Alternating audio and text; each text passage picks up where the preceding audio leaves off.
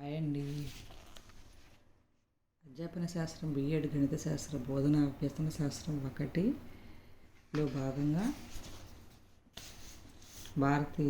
భారతీయ గణిత శాస్త్రవేత్తల గురించి చెప్పుకున్నాము. తర్వాత పాశ్చాత్య గణిత శాస్త్రవేత్తలు యూక్లిడును పైథాగరస్ గురించి చెప్పుకున్నామండి నిన్నటి వీడియోలో. ఈరోజు రెనే డెకార్టే గురించి చెప్పుకుంటున్నాము.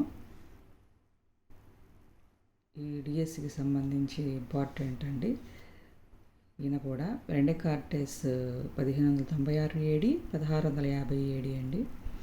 రెనే డెకార్టెస్ పూర్తి పేరు రెనే డు ఫెర్రాస్ డెకార్టే. ఇతను ఫ్రాన్స్ దేశంలో లాహాయ్ నగరంలో 31/3/1596న జన్మించారండి. మార్చి 31.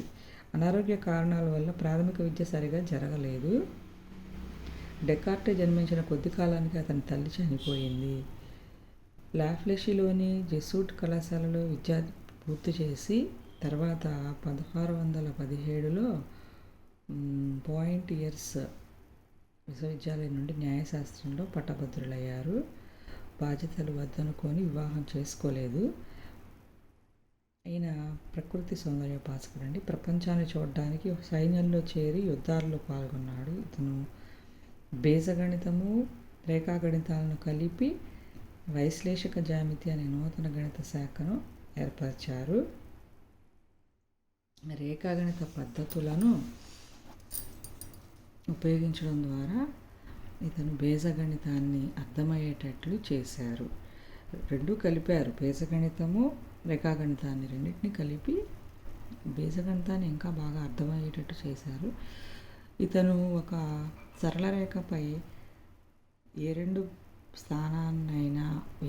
బిందు స్థానాన్నైనా నిర్ణయించడానికి వాస్తవ సంఖ్యలను ఉపయోగించడం జరిగింది. ఈ విధంగా ఉపయోగించిన సంఖ్యలను నిరూపక పద్ధతిని మౌఖికంగా వాడటం వల్ల ఈ నూతన గణిత శాఖకు కార్టీజియన్ జ్యామితి అని పేరు పెట్టడం జరిగింది. కాబట్టి నిరూపక జ్యామితి అనగానే మనకి రెనే డెకార్టెస్ గారు గుర్తుకొస్తారు. నిరూపక జ్యామితి ప్రవేశపెట్టింది రెనే డెకార్టెస్. మొట్టమొదటిసారిగా అయినా ఇంకా వర్గమూలాలకి రూట్ అనే గుర్తును ఉపయోగించారు. ఇది కూడా వచ్చిందండి, ప్రతి డిఎస్సిలో వచ్చిన బిట్టే ఇది.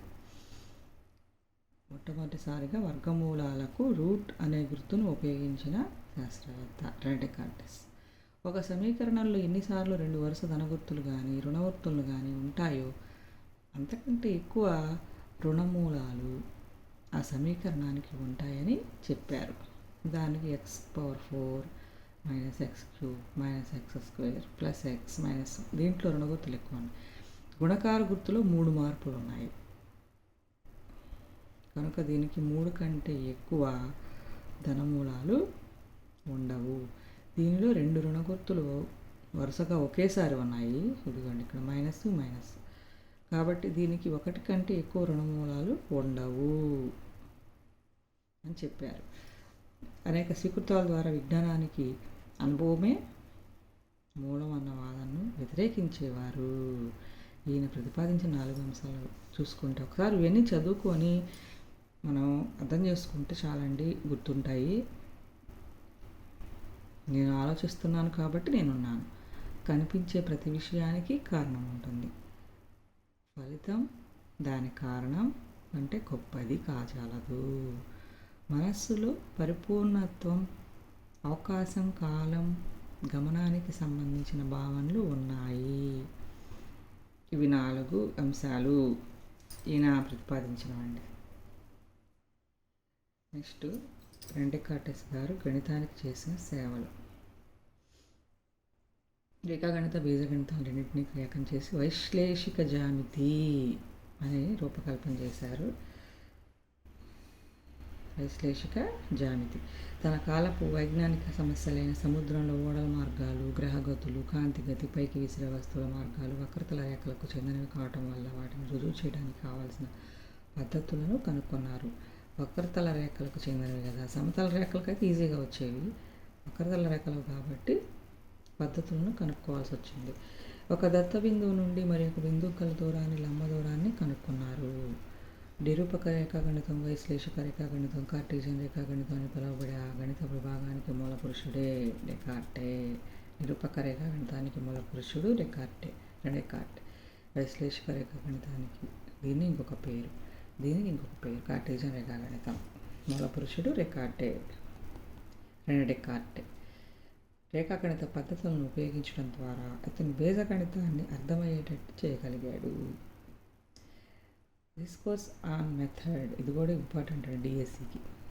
డిస్కోర్స్ ఆన్ మెథడ్ అనే పుస్తకంలో ఒక నూతన గణిత విధానాన్ని ప్రవేశపెట్టారు. ఎవరు? డెకార్టెస్ గారు.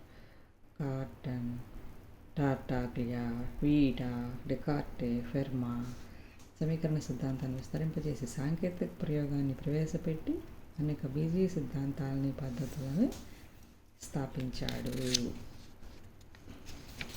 నెక్స్ట్, సరళమైన వాటి నుండి జటిలమైన వాటికి పోవడం ద్వారా సమస్యలను సాధించాలని డెకార్టే తన సార్వత్రిక పద్ధతిలో నిర్ణయించాడు. జామితిలో సరళరేఖ మిక్కిలి సరళమైనది, అందువల్ల సరళ రేఖలకు ఉపయోగించి వక్రాల విశ్లేషణ చేయడానికి డెకార్టే ప్రయత్నించాడు. ఇందాక చెప్పుకున్నాను కదండి, వక్రాల విశ్లేషణ చేయడానికి డెకార్టే ప్రయత్నించాడు.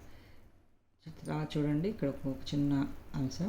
జామితి మీద డెకార్టే చేసిన కృషికి హాలండ్ రాజాస్థానానికి డెకార్టేని ఆహ్వానించి యువరాణి